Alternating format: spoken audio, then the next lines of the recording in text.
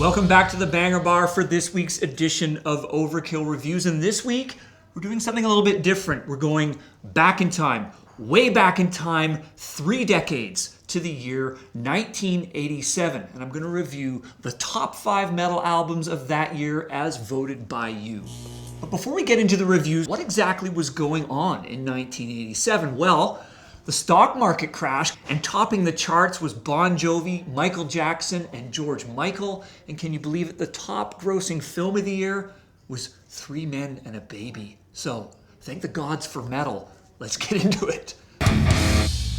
Okay, here we go. The 5th best metal record as voted by you from the year 1987 is Halloween, Keeper of the Seven Keys, Part 1. 'Cause we are live in future world, a world that's full of love. Our future life will be glorious. Come with me, future world. Okay, so Keeper of the Seven Keys, Part 1, of course, is the second album from Germany's Halloween, following up on their debut Walls of Jericho. Keeper Part 1, of course, released on the legendary Noise Records. And you know, many people have called this the Bible of power metal, the Old Testament. Not sure what the New Testament is, but anyway. And you know, listening to this album 30 years later, you can really hear almost every hallmark of power metal in this record. You've got the heroic vocals from Michael Kiske, and of course, Kai Hansen took on the songwriting lead on this record, and it's really Iron Maiden meets Metallica. There's really some fantastic epic work on this album and really sets the template for the power metal future. Of course, the production values of 1987 leave a little to be desired given the standards of 2017. And really, there's not much to fault about this record because, of course, we know how enormously influential it has become. And the only thing I can say is it doesn't really stack up to the next 4 records I'm going to dig into. So for that reason, 3.5 skulls out of 5. Next one. Moving on to number 4 as voted by you guys. It's one of the biggest metal albums and one of the biggest albums ever. Gnr Appetite for Destruction.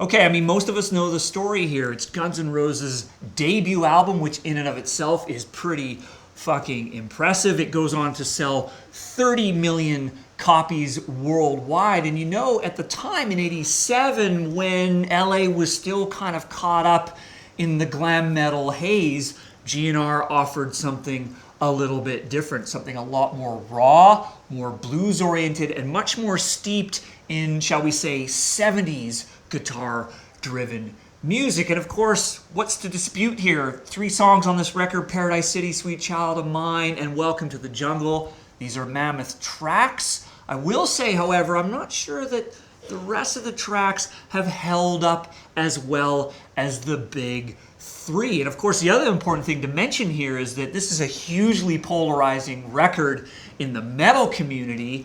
Many of us don't even consider this to be a metal album at all. But anyway, it was voted number 4 by you guys. Hey, fantastic record, 4.5 skulls out of 5. Let's move on. Moving on to album number 3 as voted by you. It's the debut from the 5th of the Big 5 of Bay Area thrash, Testament: The Legacy.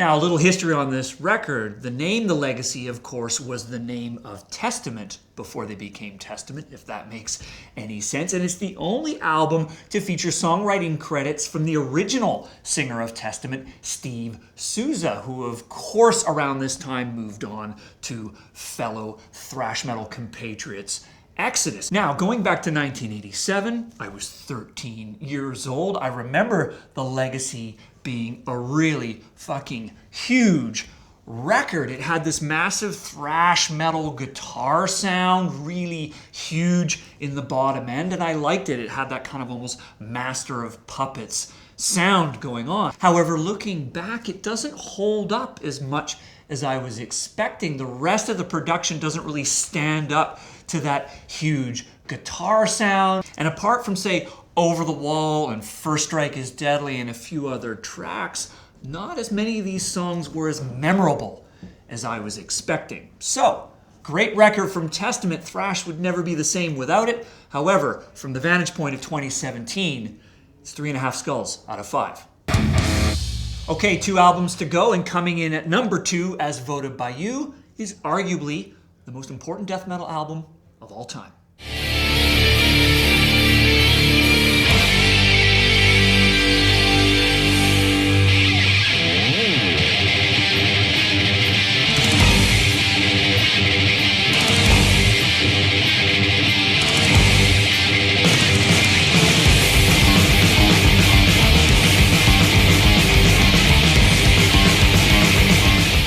Coming in at number 2, of course, is Death, Scream Bloody Gore, the debut album from Florida's Chuck Schuldiner, who, of course, became regarded as probably one of the most important musicians in the history of metal, certainly extreme metal. You know, listening to this record 30 years later, it's very, very primitive. The time is slipping all over the place. There's some real innocence in this album, but let's not forget that no one was growling like Chuck Schuldiner in 1987, and no one was slowing things down to that real ballsy, haunting, almost doomy death metal pace. And I gotta add a personal note here. When I was 13, I was obsessed with all of the extreme metal demos that were coming out of Florida and out of Sweden and, of course, out of Brazil with Sepultura. My buddies and I used to sit around and listen even to the early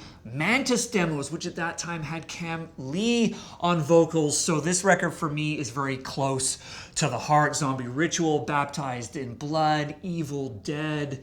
These were songs that was the beginning of the end for many of us. So, what can I say? Death, Scream Bloody Gore. It is a classic, basically created death metal, maybe possessed. I put my money on Scream Bloody Gore. 4.5 skulls out of 5. Okay, here we are. The number 1 metal album of 1987, as voted by you, viewers of Banger TV, sounds like this.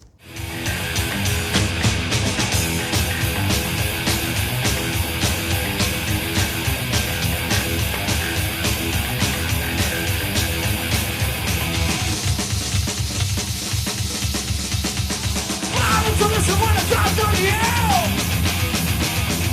I'm thinking of myself, I'm just a second fool. Shut up, I don't want to hear you all. The mother made a monster, now get the hell out of my house. That, of course, is the sound of Anthrax's Among the Living, the band's 3rd studio album released on Island/Megaforce Records. Now, admittedly, I was a little bit anxious hearing that this was the number 1 album as voted by you guys. And also, back when I was 13 in 1987, Among the Living was not my favorite metal record. But I gotta say, listening to it again for the first time in a while, this is a killer album that has really stood the test of time. First of all, the quality of the production seems to really stand up. Of course, the mighty Eddie Kramer was behind this record, but there's a certain sound on this record that doesn't have a lot of the big, washy reverb that we're hearing in albums like The Legacy or even Scream Bloody Gore. The drumming by Charlie Benante is absolutely spectacular and would even hold up today. Some really fast thrash tempos, and the double bass work is phenomenal. Also, the riffs and the transitions still hold their own. Hats off to Scott Ian and the boys for really writing a lot of songs that have stood the test of time. I'm of course talking about Cotton Mosh, I Am the Law, Indians, and almost every track on this record still feels very fresh. So, what else to say? I agree with you guys for once, and I'm going to give this album a full 5 out of 5 skulls on Overkill Reviews. But before I go, I gotta give an honorable mention to some really important records that were close in the running. I'm talking, of course, about Bathory, Under the Sign of the Black Mark, King Diamond, Abigail, Sepultura, Schizophrenia, Napalm Death, Scum, the list goes on. Good year in metal, 87. Maybe not quite as good as 86, but hey, it helped us all get through 3 Men and a Baby. So, see you next time on Overkill Reviews.